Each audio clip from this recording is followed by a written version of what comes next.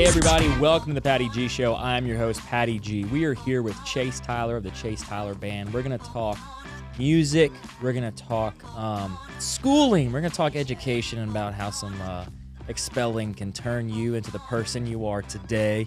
We're going to talk about the business behind music, landing some sponsors, making sure you can turn your dream into a full-time gig, and all of everything around the band and what is coming back, and as well as maybe we'll discuss some of the lineup that they've got later on for this year. Big thanks to those folks that are making this show possible. We've got Falaya Real Estate. We are in their studio recording this show. We've got Government Taco, Mercedes-Benz of Baton Rouge, Mallard Bay Outdoors, and Horizon Financial Group. They all make the Patty G Show possible. I am super thankful for them, as well as everyone that is involved making this show what it is. And without further ado, we want to welcome this week's guest, Chase. Welcome to the show, man. Thank you for having me, man. I appreciate it. I'm looking forward to it. I'm glad to have you on. We're probably going to have a different conversation now in 22 than we would have had 2 years ago. I'm glad to be having this conversation now as opposed to any other time. So anytime we can get past all of that and get back to life as normal as we know it, I'm all about it. I love that, man. So Who are you? Who is Chase Tyler? How much time do we have exactly? That's what I need to know. You got 30 seconds. Go. Tell me everything about yourself now. So, man, I am a musician from Denham Springs, Louisiana. That's where I was born and raised, and now we travel all over the Gulf Coast now. But my biggest passion has always been country, southern rock type music. That's just what I love. That's what I was born into. My mom and dad met playing music in separate bands. So there was no way in any way, shape, or form that I was not going to do something musically. It's always been in my family. My grandparents on both sides played music together. It's just always been a part of my life and who I am. And from a very early age, music has just been in the house and around me. So I think I kind of just took the ball and ran with it from an early age and just started, singing karaoke and with other bands and just any chance I could. And I really, really didn't get too into it until I was probably about 15.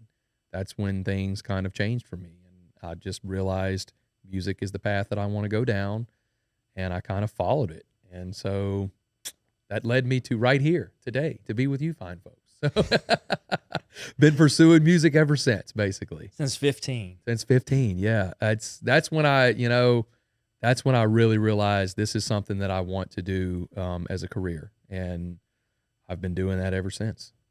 So what instruments did your parents play? I'm curious because I'm a saxophone and piano player. Are you? Come on. I haven't picked one up in probably 5 years. I still have a tenor saxophone under my bed, so I still have it. And I can still dabble in the piano. Now you've said it. Now you got to come to a show and play it for everybody. So my dad plays guitar and my mom plays guitar as well. And crazily enough, my mom actually taught me my first chords on the guitar, and my dad's left-handed, so it's not a left-handed world. Hang on, don't start. I'm left-handed too. Okay, then now. you know that it's not not a left-handed world. It's just not. Everything is built for right-handed people, including instruments. So it was very difficult for me to try to learn and grow from that. So my mom actually taught me my first chords. I kind of took it from there and have been playing guitar ever since. That is quite literally the only thing that I can play. I've tried piano, I've tried drums, I've just tried other things, but playing the guitar and singing in the front of everything is just kind of just been what I've done. So I never wanted to be the guy behind an instrument. I wanted to be out front and be the guy. And so that's kind of what I focused on my entire career, is just being the front man of a band. I mean, not to brag, but a saxophone solo, people really dig that. I love a saxophone solo. That is and I know it's kind of corny to say, but that is really sexy. And I love a saxophone solo. It is really, really a sexy instrument, and it's awesome, and it really, really fits certain songs very, very well. And certain songs you can't do without a saxophone. It's awesome. Yeah, I went that route because I didn't want to sing, right? I don't have a singing voice. I'm like, what instrument can I play that is all focused in on one time, and I don't have to worry about singing or doing any of that? So do you do like blues? You do like jazz? We did jazz. We had in our homeschool group, we had a homeschool jazz band. Cool. And so we would go play like, really, really prestigious gigs like the World War II Museum and like old folks' homes. You got to start somewhere, man. You got to start somewhere. It's okay. But it was fun. My brother was on guitar, and my other brother was on the drums, and then we had like three or four other people. We had a piano player, we had a bass player, we had another guitar player. So we had like a little homeschool jazz band, but it was fun. That's awesome. So I can get the music passion that is within, and then like for me, like my little sister was learning piano, and I was like, let me. I've been reading sheet music for a while. Let me try this piano thing, and then I just loved it. So yours is instilled in you from like your parents. Your parents just breeded a musician. Basically, yes, that's exactly it. And it was just music was always just around. Whether it was just even on the radio. My mom and dad both played in separate bands, and they just it was just everywhere. Every weekend, kind of was just about music in some way, shape, or form. And so it's just always been instilled in me and around me. And, even if I'm 80 years old, I'm still going to do something with music in some way, shape, or form. It's in my blood. It just is. Once it gets in your blood, it's just there. It's just a part of you. So, I love it. I really do. I love the feel of a live show, creating music, recording music, and all aspects of it. I really enjoy it.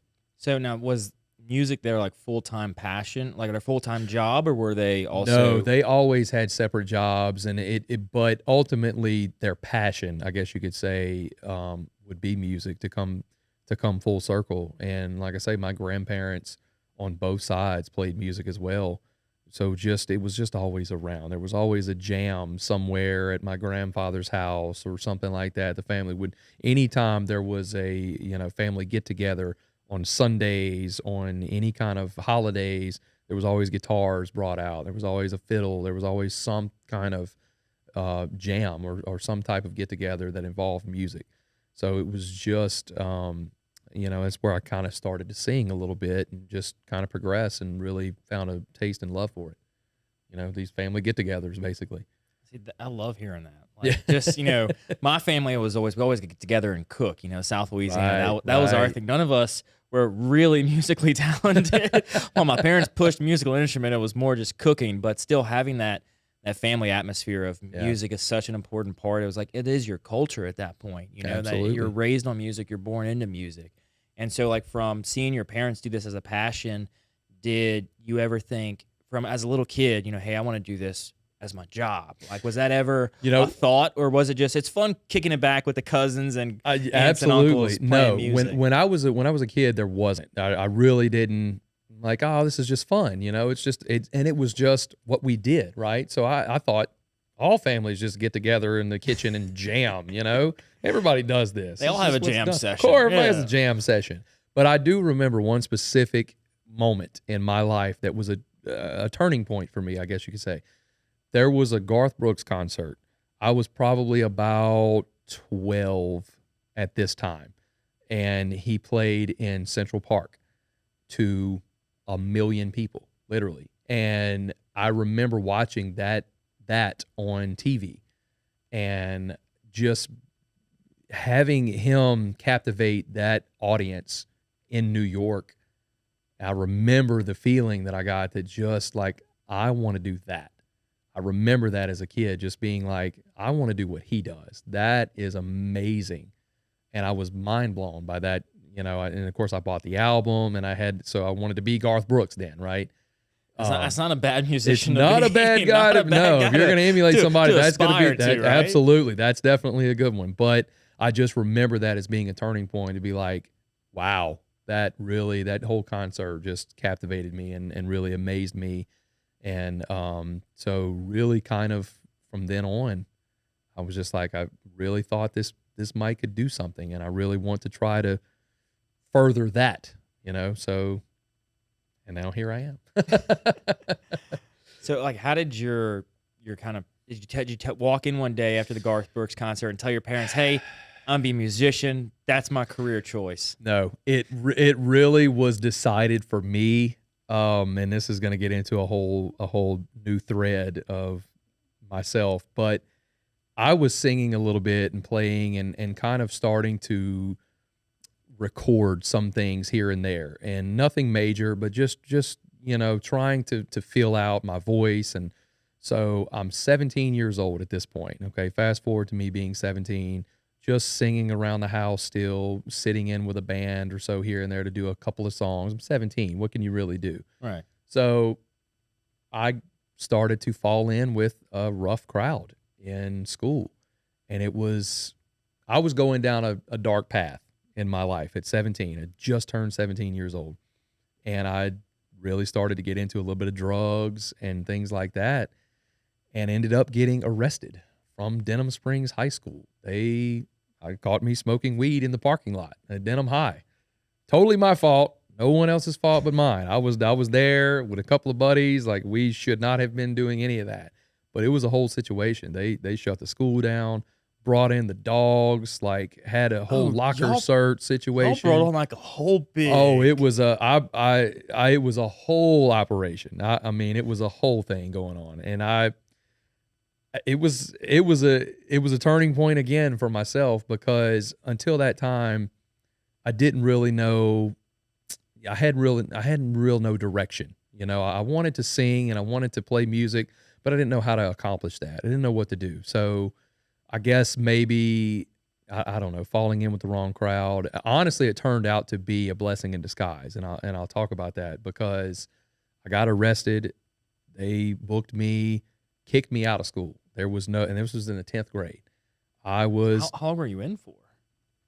I mean, that day, Oh, right? okay. They caught. So I had a roach left in the car about this big.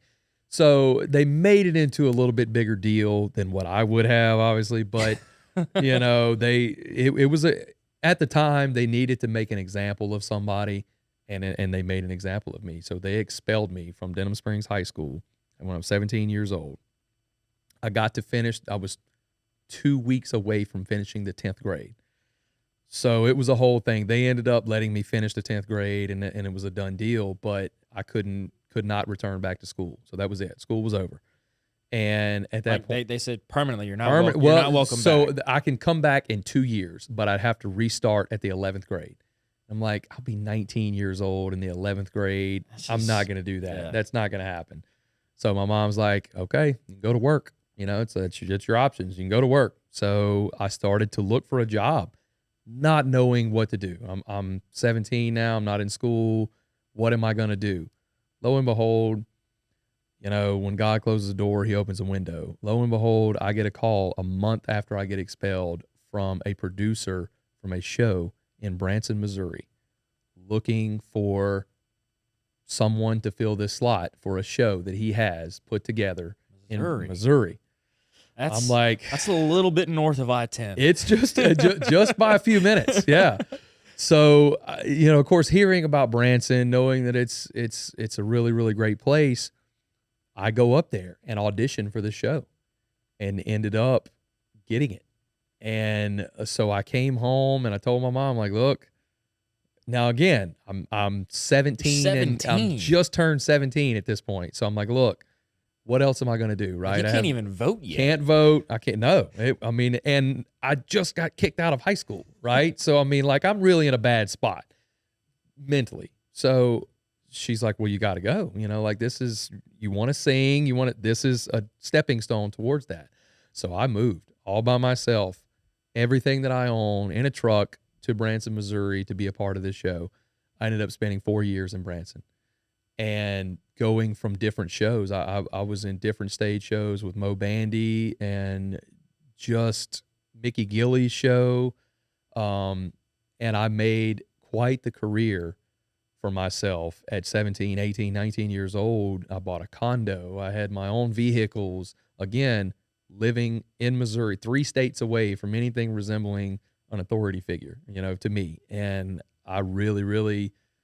that was my college. I finished all of that. That was my college to me. That's where I really learned how to work a crowd, It really brought me out musically as a person and really understanding what I wanted to do. Not wanting to do that forever, right? This is a stage show. Everything is, here's what you do at this time. Here's what you wear. Here's what this. I always wanted to do my own music. So knowing that that's not what I wanted to do, I ended up accepting another position for an off-Broadway play in New York City. So I moved to New York. I moved to New York. Wait. You know, I'm going to the Big Apple, Mom. All right, so hang on. So let's back up a little bit. So you go from smoking in a parking lot at a high school, Branson, Missouri. Yep.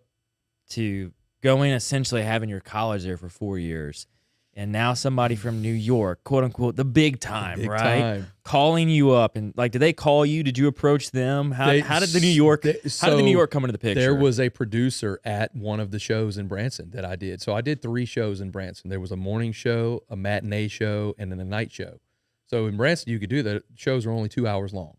So I would work for 6 hours a day and do 3 separate shows. I mean, it was awesome. I'm not going to lie. If you've never been to Branson, Missouri, it was really awesome. That's good. That's got to be good voice training. It was great voice training, great stage much training. Singing. Absolutely. It was just training for everything. Everything that would prepare me for life later on as a musician. This was the best possible scenario for me. And I credit Branson for a lot of who I am today as far as my stage presence and just, you know, vocally. They really did a number with me, and it was awesome, and I needed that. Especially I needed some direction in life. You know, at 17, I had no idea. So one of the producers from the show in New York just happened to be at a show in Branson. Talked to me after the show. Was like, look, putting a show together in New York. I want you to come be a part of it. What do you think? At this point, I was looking for something different. I had felt like I had done the Branson thing, and it was awesome, but I was ready to move on. Yeah, you'd filled all the shoes. I filled all the shoes. I'm like, I don't want to be a stage performer in Branson for the rest of my life. So I'm wanting to do something different. So I did. They flew me to Chicago, where I rehearsed a little bit for the show, and then flew me to New York. And I spent 6 months in upstate New York at an off-Broadway play, and it was awesome. And I loved every second of it. Again, a learning experience, right? It was just something. It was another stage show, but it was in a whole new place. At this point, I'm 20 years old. I'm just trying to figure things out again, what I want to do with my life and how I want to go about it. And again, just another stepping stone.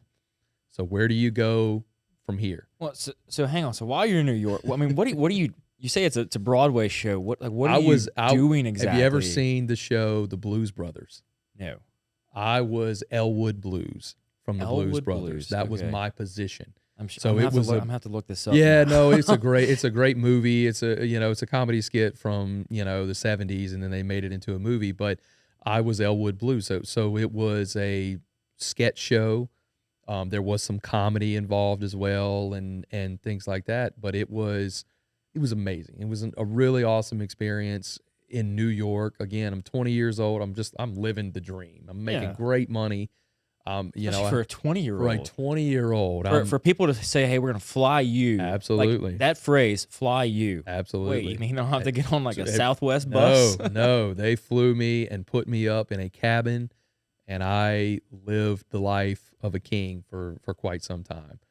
You were a rock star. I was a rock star. Absolutely. I really was. And I felt like a rock star. And the money was great. At 20 years old, I'm making great money. I'm in this really cool show. I'm meeting all these really hot chicks, which comes along with that. And it was just awesome. I felt like a rock star. You're right. But it wasn't what I wanted to do. Ultimately, I still wanted to do my own music, make my own, way in life. And so that show ended. And I'm like, so they gave me an option. I could go to Houston, Texas, or I could go to Japan and be a part of this same show. The same show was opening up in Japan or Houston, Texas. They gave me an option. Would you have to learn the language? No, would not have to learn the language. It was all in English. Everything was as it is. We're going to take this show and we're going to move it to Japan or Houston, Texas. Where do you want to go? And I'm like, and I seriously had a moment to I'm like, man, I just don't know what to do. I don't know what to do. Again, my own music, my own show. I want to do my own thing. You still want that nagging of your brain. Now, at this time, I know like a lot of singers and actors, they have agents that handle their business affairs. Did you have anybody like that? I did not. No. So this was just you. This is the producer of the show going, look, this show has ended here, but we're taking this show going across the sea. If you want to go to Japan, you can go there, or you can go to Houston, Texas. Those are your two options if you want to go. So you're making these big boy decisions. They're life-changing decisions. Yeah, if I would have gone to Japan at 20, yes, absolutely. So I put a lot of thought into it, and I'm just like, I just don't want to continue the stage performance aspect of it. I really want to do my own. I want to be my own person. I want to make my own music, my own way in life. So I did. I ended up leaving. I left the show. I left the opportunity that it brought behind, and I moved to Nashville at that point. I'm like, that's the next logical step. If I'm going to do country music and what I want to do, Nashville is where it's happening. And so why is that for a sec? So like everybody, anytime you hear anything country music or country stars, it's always born in Nashville. So Nashville really started out with like bluegrass music and gospel music that came out of basically what are the hills of Kentucky and Tennessee and things like that. So Nashville started the real, I think everything was centered around the Ryman Auditorium, which was a radio show. It's like the mother church of Nashville. So that's how it kind of got started with gospel music. And like I say, bluegrass was really, really big back in the 30s when people just had radios to listen to, right? So this was a really, really big radio show that came out of Nashville, Tennessee. And I think everything just kind of grew around that radio show from Nashville until there were, recording studios coming in and things of that nature. And then it just got into the 50s where you got Johnny Cash and Elvis who started recording at these recording studios in Memphis and Nashville. And it just kind of became the central hub for country music. It just kind of grew until it's just the place to be as far as country music goes. And all music, they record all kind of music now. But that's my next logical step, right? I'm 20 years old. I'm going to move from New York. I'm going to go to Nashville. I'm going to be the next Jason Aldean. It's just a done deal. It's written in the stars. That's what's going to happen. I'm going to move. A month later, I'm going to be Jason Aldean. That's just going to happen. So do you think that was in part because of how quickly your success came from going from Missouri to New York? You, for the lack of a better term, were a hothead. I was 100%. At a young age. I was arrogant at that point because it just came easily to me. I moved from show to show to show. Producers would just be like, "Hey, I want you for this show. Come do this show." And I really thought when I moved to Nashville, I'm like, this is it. Like I'll be here 6 months, and then that I'll be the next guy. You'll be out to LA or wherever. Oh yeah, absolutely. I thought it was that's just how it worked. And it did not work at all like that in any way, shape, or form. I moved to Nashville, and I'm literally just walking around Broadway looking at all these musicians who are on a street corner, with a guitar going, that guy's awesome. Like, what am I doing here? That guy is on a street corner, and he is amazing. What is going on? So I got discouraged. I really did. I got discouraged. And Nashville, as I found out, was really expensive. And even then, it was really expensive. And again, at this point, I had turned 21 years old. So I'd gotten a job as a bartender at Logan's Roadhouse in Nashville, just trying to make ends meet, right?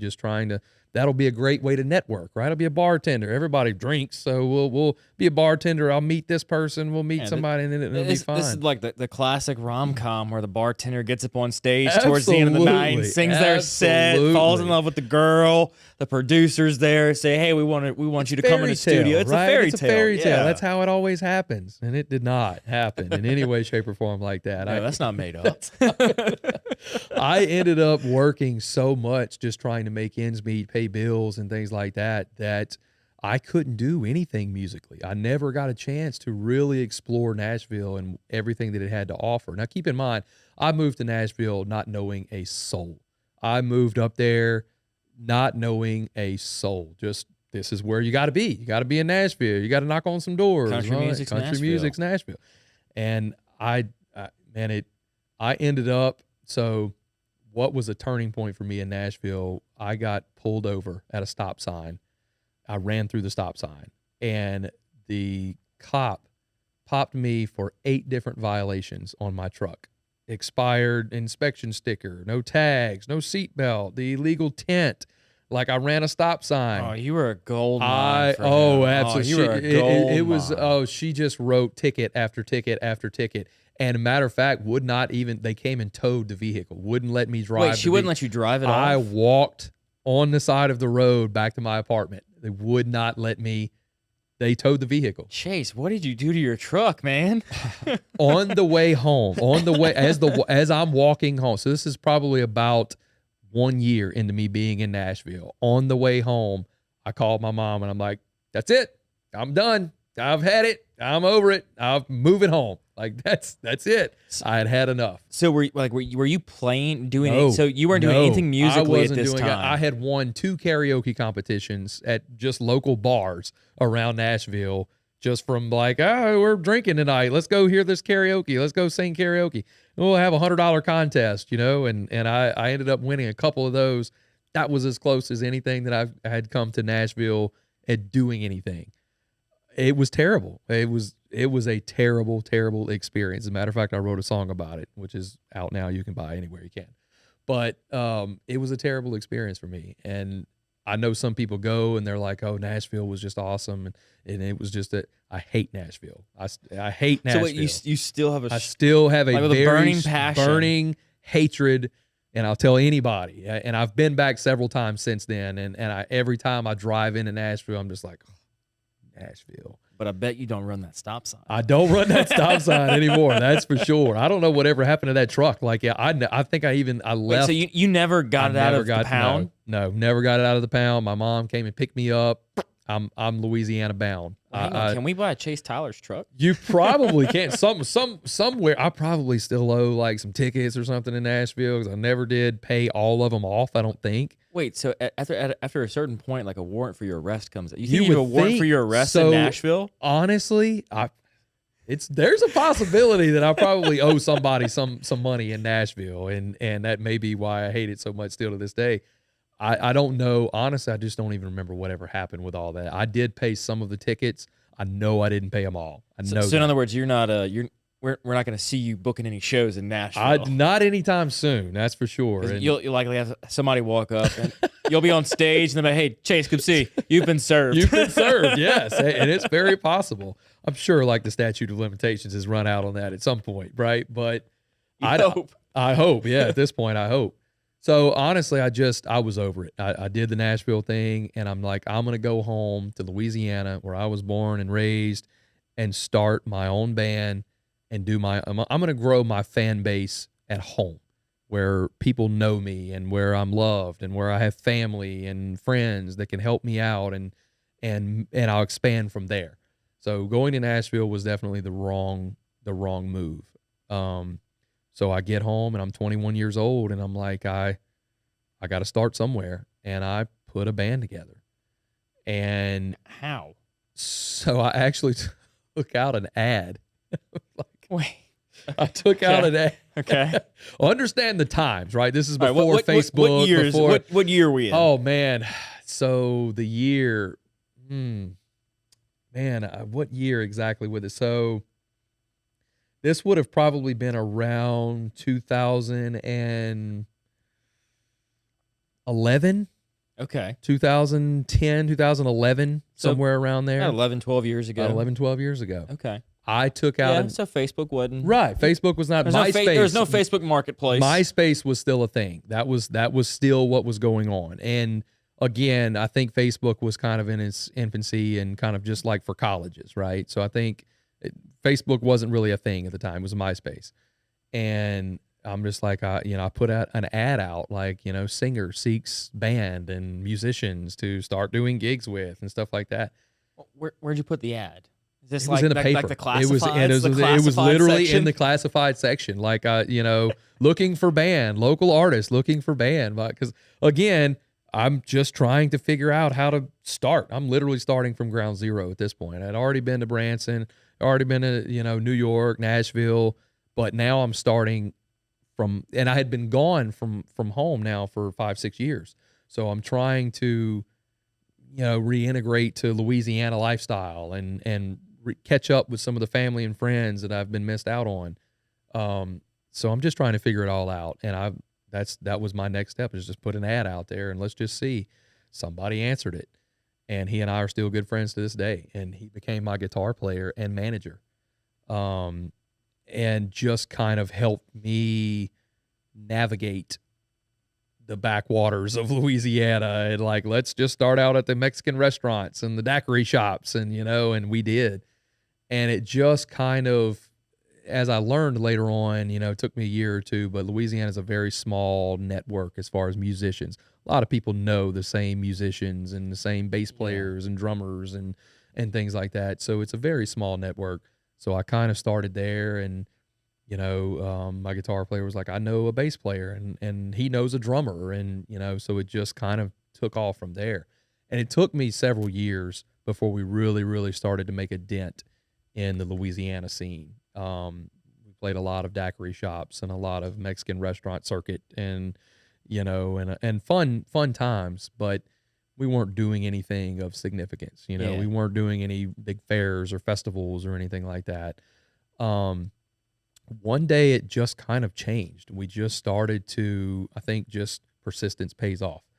And we just kind of started to push more and more and got bigger fairs and bigger festivals and bigger concerts. Then opening acts started to come. And, once you do one, other people hear about you and they come see you. And it just kind of grew and grew. In 2012, I was inducted into the Louisiana Music Hall of Fame as a future famer. I was about to say, that's only like a year, Right. 2 years into your actual Louisiana career. I had a song that my dad wrote called Louisiana, and the Louisiana Music Hall of Fame was putting a compilation album together, and they wanted this song on it.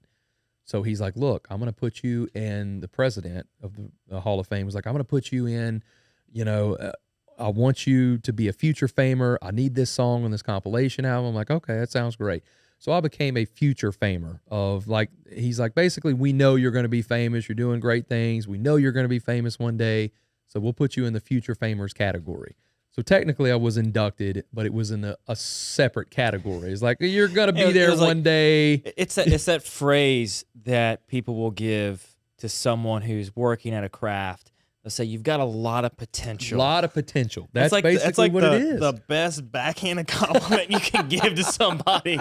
You're like, oh, you've got great potential. You're gonna get there one day, sport. Just keep at it. It's like saying a house has good bones. Absolutely. But I'm like not knowing any. I'm a kid still at this point. I'm like, yes, awesome. Let's do that. I'm inducted into any Hall of Fame. I'm in. So they did. They brought me to the Greater Baton Rouge State Fair. We were playing. They did a big induction. The president came out and presented me with an award.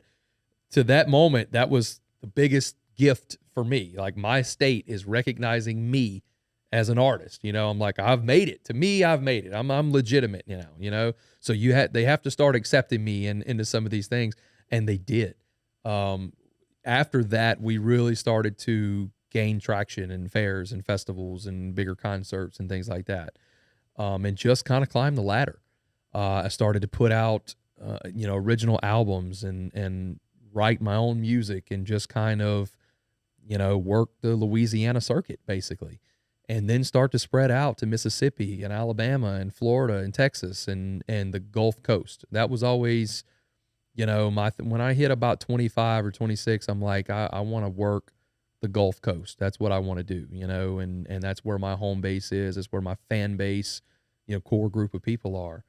And so I travel back and forth to Nashville, unfortunately, and record some things. So you've been back to play. I have been back to play a few times, begrudgingly, but it's just, It's always that I'm in Nashville. I don't want to be, I don't know that that'll ever go away. Even if I was to become a huge star tomorrow, I think, everybody like, we're going to record in Nashville tomorrow. I'm like, Nashville, Like, no, let's record here. Exactly. Let's record in Baton Rouge. With today's technology, I mean, you can record anywhere you want in the world and it not be a problem, But at the time, it was, Nashville still had the best studios and things like that. Now that's kind of changed. Like I say, with technology and recording and the way that everything's done digitally now, you can record here, make it sound like anything Nashville has. That's just the technology of the day. But just climbing the ladder and doing fun gigs, and I changed a few band members in and out throughout the time, and brings me to basically where we are now. But I just want to say in 2019, right before something fun happened to the entire world, I was inducted fully into the Louisiana Music Hall of Fame. They go, look, we recognize everything that you've done as an artist, and we appreciate you representing the state of Louisiana. So at the Texas Club, not too far from here, I was officially inducted, which technically was my second induction into the Hall of Fame. Can but you get inducted into the same hall? The same exact hall, but it's like now it's official. I feel like you're already, you're inducted into this Hall of Fame of Louisiana, but you're already here, right? Like it's like going from like sixth grade to seventh grade. Right. You're in the same hallway. You just get your locker on the different side of the hallway. Absolutely. But I felt like a big boy at this point. Like I finally, we're in. Like we've made it, and the state recognizes me as an artist, and I really appreciate it. And at the same time, I was really doing big things. And like I'd just done the national anthem at a Saints game for 60,000 people. So like things like that really made it, and that was actually within 2 weeks of each other. I did the Saints game, and then 2 weeks later, I was actually officially inducted. So did the Saints claim that? Oh, we made Chase. We made Chase inducted. They actually say, so if you go back and watch the video, there's a video that go along, and they say Louisiana Music Hall of Fame inductee Chase Tyler, and this was 2 weeks before. So I had kind of heard that it was a possibility that I was going to be inducted, but it was kind of funny because kind of really found out for sure that over the Jumbotron, that I'm like, it's really going to happen now. It has to, and sure enough, 2 weeks later. You see them with a microphone, and they're like, Chase, it's your cue. Chase, it's your cue. Wait, what? Well, it's funny because at Saints game, it's like, it's really, really crazy because there's a huge buildup. So they have the players that are running out, of the tunnel, and they're announcing this and that, and all these fireworks are going off, the lights and everything are flashing, and then, ladies and gentlemen, Chase Tyler national anthem, crickets, and it's like all lights on you. Everyone at home, everyone is watching you, and you're just standing there by yourself, 50-yard line, just go time, buddy. Yeah. So it's a feeling all its own. Trust me, and it is very nerve-wracking, but it was an honor. It was always an honor, and it's one of those moments that you never forget. It was a really, really cool thing to do. So, what was one of the worst shows you've done? Oh wow, I have had several. It's going to be very hard to say. So a lot of things in Louisiana have to deal with outdoor events and weather, right? So now you could go either, doing a festival at 3:00 in the afternoon in August in South Louisiana. That's rough. Is probably one of the worst things you can do. But every August rolls around, they still have festivals and fairs and things like that, and that's just a part of it. So there's definitely things like that, and then just being rained on and things. There's been times where the check bounced. So you do the whole thing, you put out the money, the check bounced, and then you have to try to figure out how to look. I've been down every avenue, every path. I've done this for almost 12 years now, so I've been down every avenue, every path. I've met every shady character that there is in, which there are quite a few, believe it or not, in this business, in the local market. There's quite a few shady characters, but I've met them all, and I've dealt with a lot of great people. I've dealt with a lot of shady people too that just want to take something from you. But look, in the end, I love South Louisiana. I love what I do, and no one can ever take that from you. And I've even, if nothing else, myself, I've made an impact on the state in just being that I've promoted the state well, I think, and I've just always tried to be a positive outlet for Louisiana and just the South in general. And just I'm very proud of where I come from and call home, and I have several songs about it. So it's an honor to be from Louisiana. So when you got started, were you doing mostly covers, or were you coming out the gate wanting to do originals? When I first got started, I wanted to do originals. Not having a brain for songwriting or how the process worked or original music, even recording. My very, very first album, which you can find, I recorded when I was 17.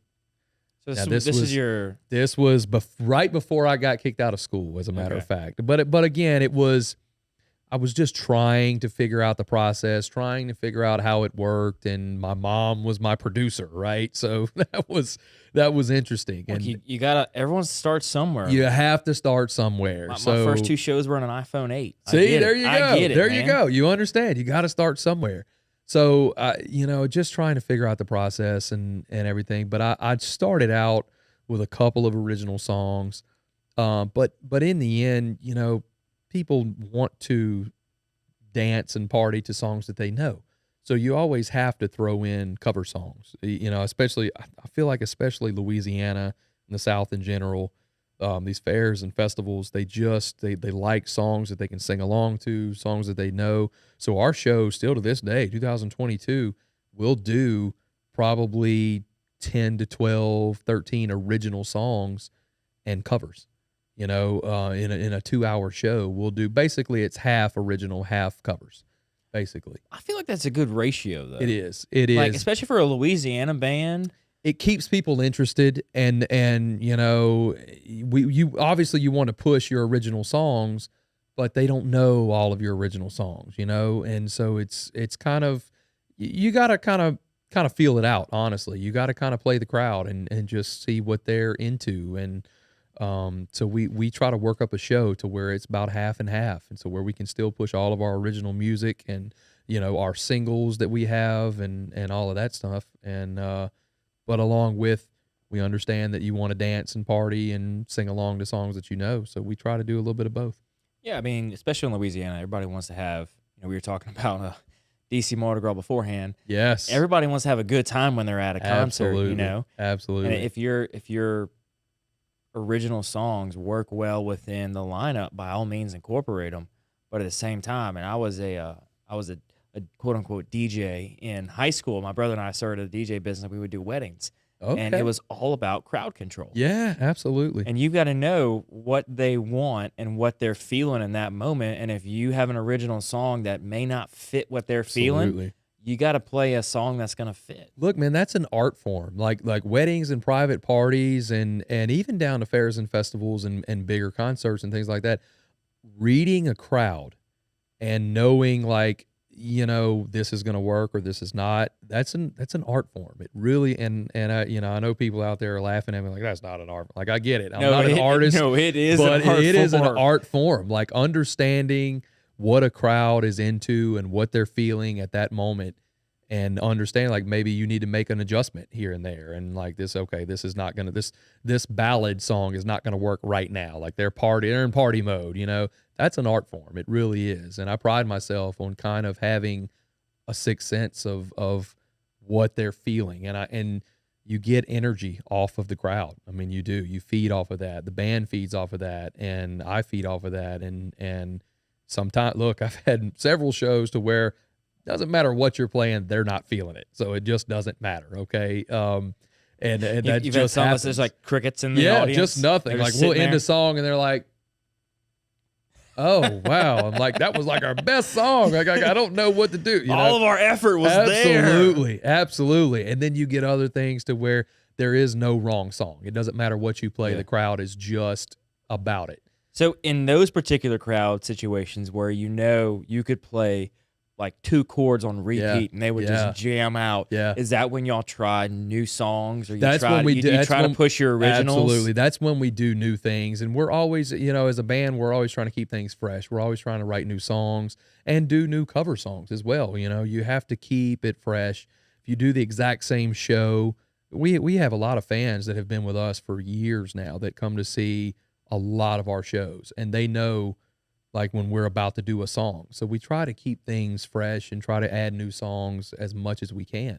And we do. When we have a lot of, big shows, big concerts and things, the bigger shows, the more of the concert feel, that's where we really try to hone in our original music. The fun festivals and private parties that they just kind of want to party, we don't push original music as much. There's just a mood about that. It's a Mardi Gras ball. They want to dance. They're not worried about your original song.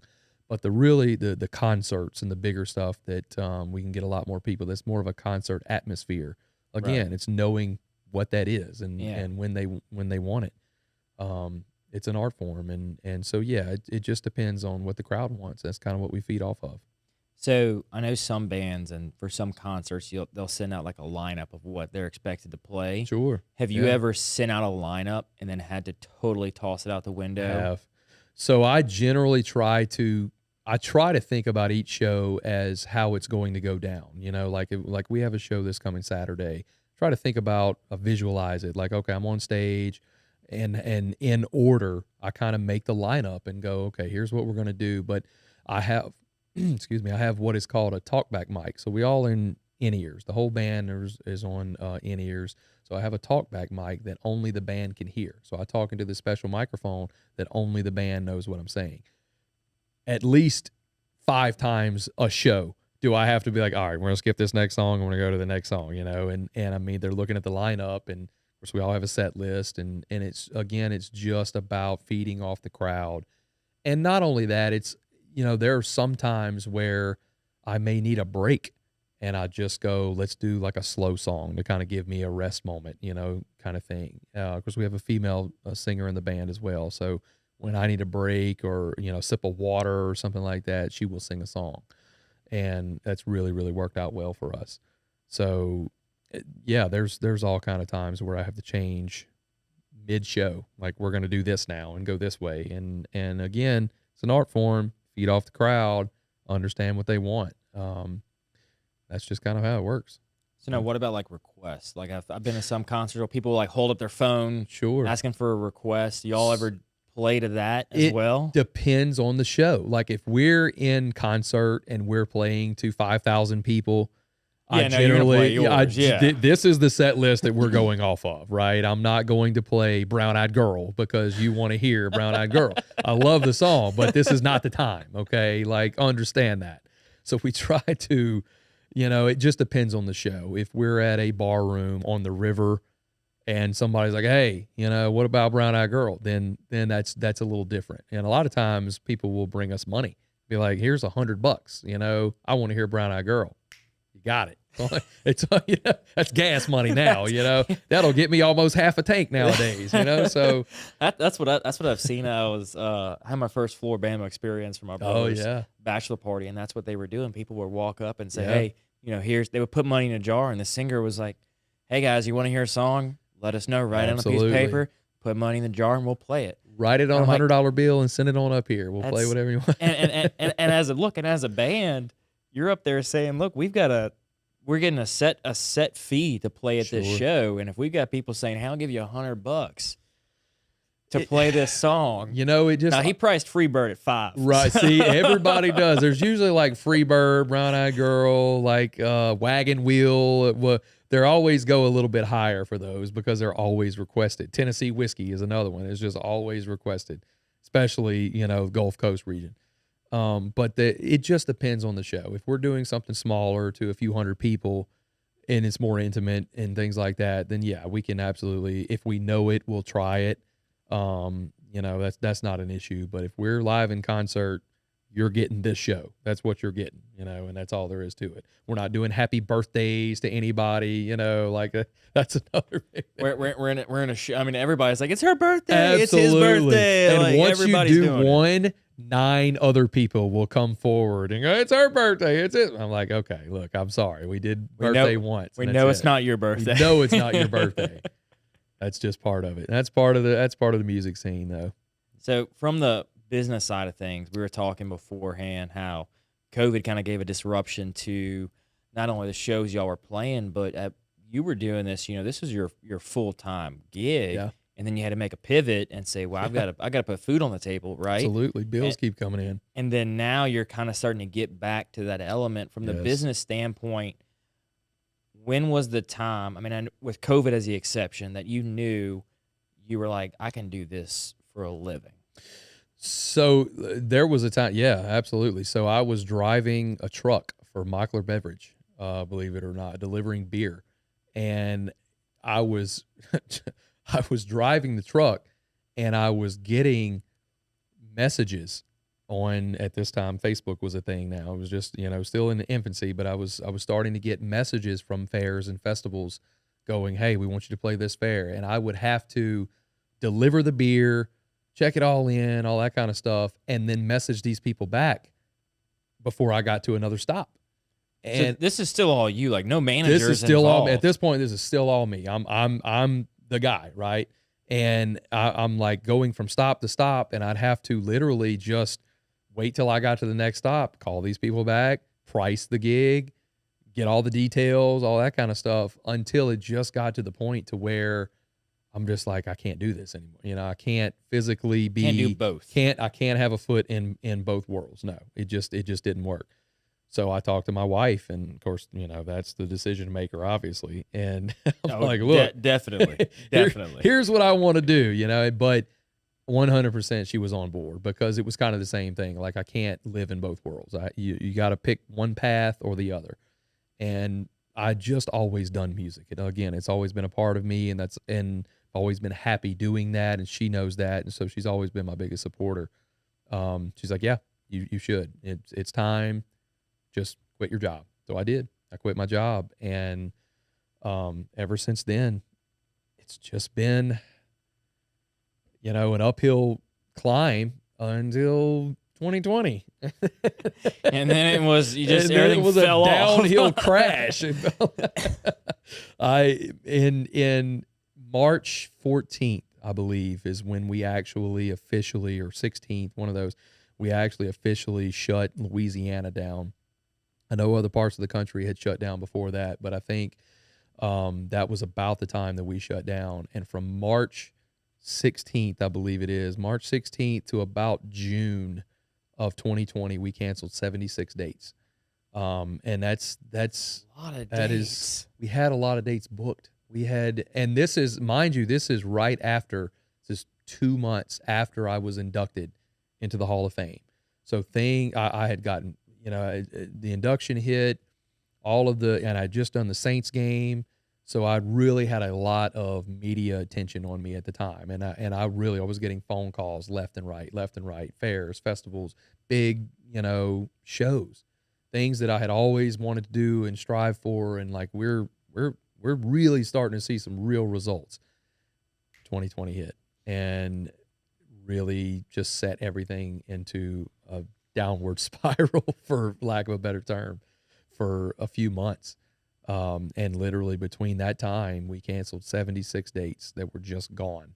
Just the money, there was no, and look, most of the time what we do is we get deposits and we have contracts on all our shows and things like that. But I can't hold this fair accountable for wanting to you have to cancel. It's not even they want to, they have to. It's mandated.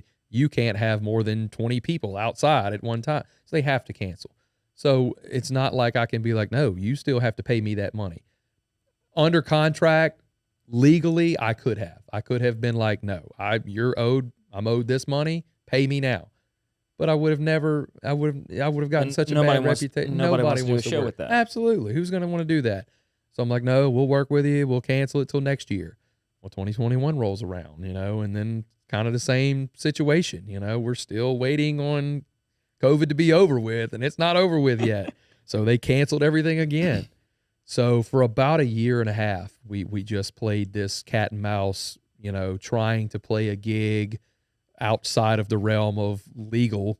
There was definitely some things that we did that probably weren't.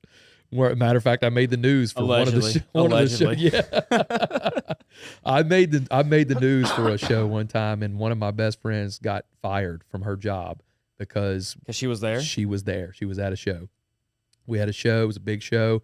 Happened to be a lot of people there. It was a summertime deal, and a picture was taken of her and I just hanging out on stage with a lot of people, and she got fired. She worked for, I'm not going to say who, a company, and they brought her in and was like, look, you're not supposed to be around a lot of people. You were around a lot of people when and they let her go. And I'm just like, man, just the way things work out that way is just terrible. It's just terrible. I hope you told her, Terrible hey, look, time. we're looking for a PR person. Yeah. Oh, we now have an opening for a PR We spot. still have a big running joke in our circle of friends about that day, and I won't mention the news group or anything like that because I'm not going to get into that. It happened. It happened. What it was, and we have moved on, and it's all things are looking up. We'll put it that way. There Things you are go. really, really looking up now. So that's exciting. So hearing that 2022 business is coming back to yes, quote unquote usual, yes, or at least as close as normal as we can. as we can As now. we can. What the new normal is now. And look, I think that a lot of these things have been closed down for a while, and everyone is just kind of over it. Everyone's just ready to get back to somewhat normal life and just get back out there. And we've been kind of tied down for a while. So I think everybody's ready. So yeah, all the fairs and festivals and the bigger concerts and things that we want to do are now back in full force, in full swing, and everyone's the phones are blowing up again, and that's It's a good feeling. It's a great feeling. It's a great feeling to be able to pay the light bill and not have to worry about it. It's like, oh, I got that money. It's not a problem. Yeah, not have to go backwards Yes. in the world. Yes. So we're trying to get back together now, and we want to put some new music out for the summertime, and new videos and all that kind of stuff is all in the works now. So we have some shows to kind of back that up, and some money that is coming in. That now we can put towards merchandise and things like that. And so that's kind of what we're focused on now. I love that, man. Yeah. So as we are starting to wind down the show, we have a typical four set list of questions we like to Sure. ask everybody. Sure. And the first one is, you've done so many different things. You've been in 4 different states within your music career. And so outside of not running through a stop sign in Nashville, what are 3 lessons you've learned along the way in your music career? Oh, wow. Okay. Yeah. So 3 lessons that I've learned is keep your circle small. It's difficult to know who to trust at certain stages in your life, and certain people are poison for lack of a better term. And you never really know. Once you reach a certain point, it's very difficult to know who your real friends are, because I'm in a position to where I'm able to get tickets to certain, concert venues and things like that. And people constantly hit me up for that. Everybody that I have not becomes talked your to. friend. Yes. I have a lot of friends out there that they're like, oh, we come to every show. I'm like, I've never seen you before in my entire life, but that's just, so kind of keep your circle small. Just stay true to yourself and understand that there's always going to be negativity in the world, and that's always going to be a thing, no matter what kind of, no matter what if you're an actor, if you're an artist, if you're a musician, there's always going to be naysayers. There just will, and there's just people like that in the world who are always going to try to bring you down and go, no, that's not good. You know, I know someone better, or just try to stay true to yourself and go, this is my path, and this is what I think this song is great. So screw you if you don't, you know, kind of thing. I like, it's just, music is subjective. Not everyone is going to like every song that you put out. I get it. You know, I write some of these songs, and I create these from nothing. So they become like my children, and I watch them grow, and I watch people sing along to them at these shows. And it's just a great feeling. And there's always going to be negative people out there. And third, I would just say to appreciate what you have and don't focus on what other people do have. Appreciate what you have created and what you have aspired to, and just be thankful for what you do have. It's very easy to get caught up in, I wish I were at this level. I wish I had, you know, this thing that this other artist has. Focus on what you're doing at the time and what you have accomplished, and what you know, what you have, and be grateful for that. I love that, man. Yeah. All three of them. Yeah. Thank you. It's taken me a long time to learn, but it's some life lessons. Yeah. Well, I mean, that true to yourself, that's regardless of what you do. Yeah. 100%. Just 100%. not being like anybody else, but finding who you are and just pursuing that. Absolutely. That will, you may bring a little bit of people away, but in the long run, if you're true and you're a good, outstanding person, Absolutely. they'll come back once they see, hey, this person stuck to their guns. Agreed. They were true to who they are. We're in it for them. Agreed. I mean, that's just the thing, man. I see that all the time. You know, there's so much negativity in the world. There's so much negativity on social media, and, you know, you could literally put, like, I think the sky is pretty today. 19 people will come back and be like, the sky is terrible today. I can't, like, there's a cloud above my head. Come on. Like, come on, man. Don't, like, but that's the way the world works. It just, and it will always be that way. There just will be those people in the world. So you just have to kind of figure out a way to deal with that. That's just going to be something. If you're going to put yourself out there in the public eye and go, listen to me, you know, love me, this is, you know, you're going to have to deal with some negativity. It's just a part of it. Yeah. And you do what you can to block them out, because you know they're battling with something that you don't know about. So the next question, what is something you did as a kid you wished you could still do today? I mean, do cartwheels count? You know, I mean, you can't still do a cartwheel? I could probably do a cartwheel. It would probably hurt a lot more than it used to when I was a kid. Well, look, when I was a kid, I hit a growth spurt at a very early age. I was probably about 11 or 12 when I really shot up like a foot in school. So I was kind of always taller. I'm a little over 6 foot now, but I was always kind of taller than everyone in school at the time, especially for my age.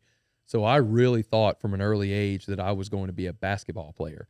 Like, if music didn't work out, because that was always my first love. That was your fallback, basketball. That was my fallback. Like, I'm just going to go to LSU, and then I'll go on, and then obviously none of that came true at all. I didn't even finish high school. But I really focused on basketball for a little while, and I really enjoyed it, and I was good at it at a time. And so, you know, if I could go back to my kid self and just go, look, you know, do you want to do music? Do you want to do basketball? I wish I could still play like I used to. I was really, really good, and I really enjoyed playing basketball at a certain time. So if there was ever anything, you know, from when I was a kid, I wanted to play basketball. I love that. I enjoyed it. Really did. I had a great time doing it. So being two-time Louisiana Hall of Fame inductee. Yes. What is something you love about Louisiana? Man, I literally have a tattoo on my right arm of the state of Louisiana. Oh, I thought you were going to say it's not Nashville. It's not. Definitely not Nashville. You know, I have a song called Broken Dreams, and it's about Nashville. It's about it's a 100. If you listen to the lyrics, it's absolutely about my trip and my experience in Nashville, and I lay it all out. And I flipped off the Nashville sign on my way out of town is the tagline, and I literally did that. But it's look, man, Louisiana is just it's a whole thing all its own. And I've always said, I know Texas has a lot of pride in their state, but there's something about the state of Louisiana and Louisiana people and culture and just the music, the food, I can't explain it. If you're not from here, you won't understand it.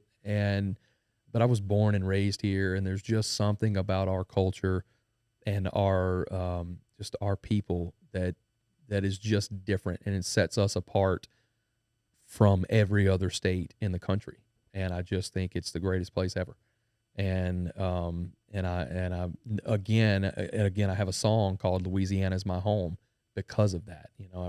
It's just a song that I wrote about loving and living in this state, and I love everything about it. I really do. I really, really am proud to be from Louisiana.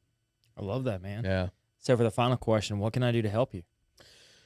Oh, how much money do you have on you? On me? I think I'm at a 10 spot. 10 spot. That's about all I got.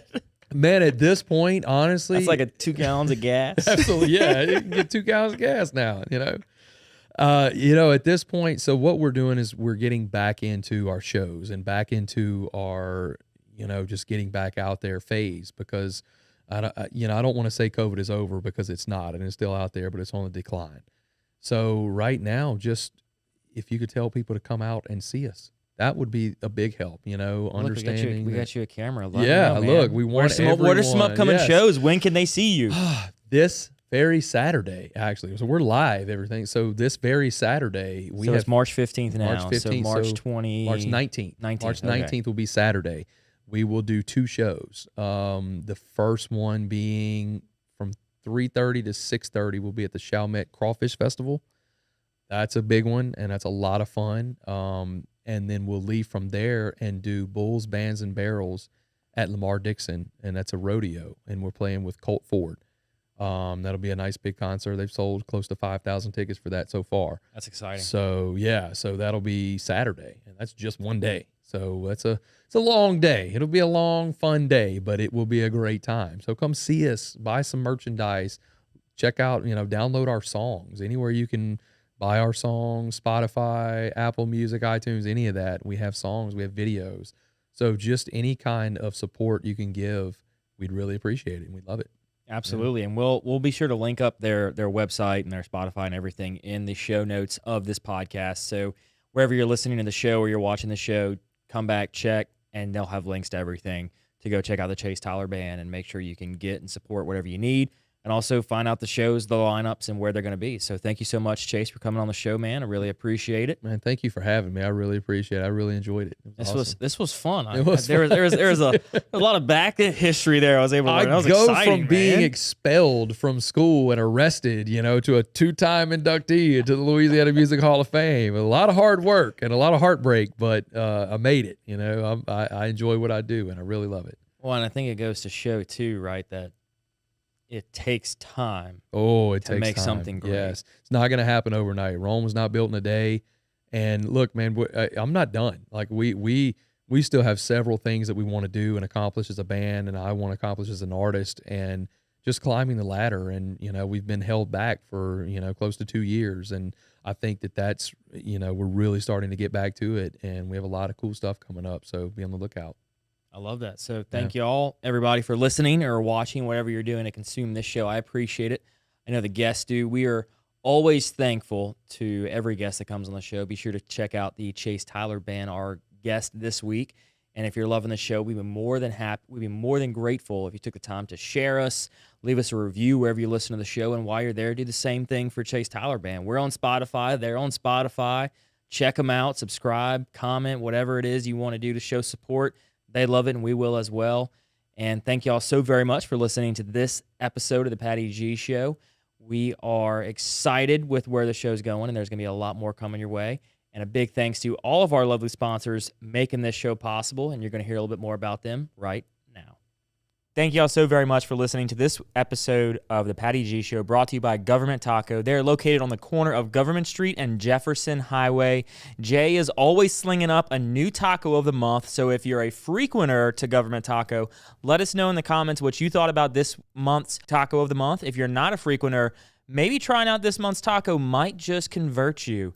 Big thanks over to them at Government Taco for making the Patty G Show possible. Thank you so very much to our sponsor, Falaya Real Estate. They are the all-in-one real estate platform for you, whether you're buying or selling. They've got options starting out at $399 to sell your home. The average lister saves anywhere from $7,800 on their closing of their home. It's really incredible what they're doing with it. Barrett is amazing at Falaya. Jacob, they're going to help you through the entire process from start to finish and really treat you like family. At Horizon Financial Group, we enjoy helping others achieve greater confidence, clarity, and direction in their lives. We realize everyone's path to financial success is unique. Sometimes you just need a friendly guide along the way. Whether it's customized financial planning, individual wealth management, or servicing your company's retirement plan, we've got the team with the experience to help you reach your goals. Horizon Financial Group, helping you provide, protect, and prosper for those counting on you. Visit us at horizonfg.com. Cetera Advisors, LLC, member FINRA SIPC. Cetera is a separate entity. Thank you so very much to Mallard Bay Outdoors, the Airbnb for the outdoor sportsman.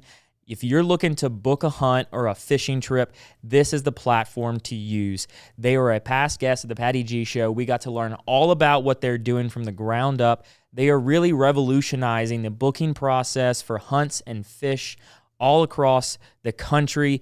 For your next hunting or fishing experience, or maybe your corporate retreat, you're looking for something to do for your employees, book a hunt or a fishing trip with Mallard Bay Outdoors, and they will take care of you every step of the way, from organizing it with the guides and the captains to making sure you can take care of them at the end of the trip. Mallard Bay Outdoors, a proud sponsor of the Patty G Show. Thank you to Mercedes-Benz of Baton Rouge for making this show possible. Nick Pentis is a past guest. We love having him on. Listening to him talk about the culture they have over at Mercedes-Benz of Baton Rouge is really an incredible thing to hear. How they treat not only their employees, but every customer that walks through the door.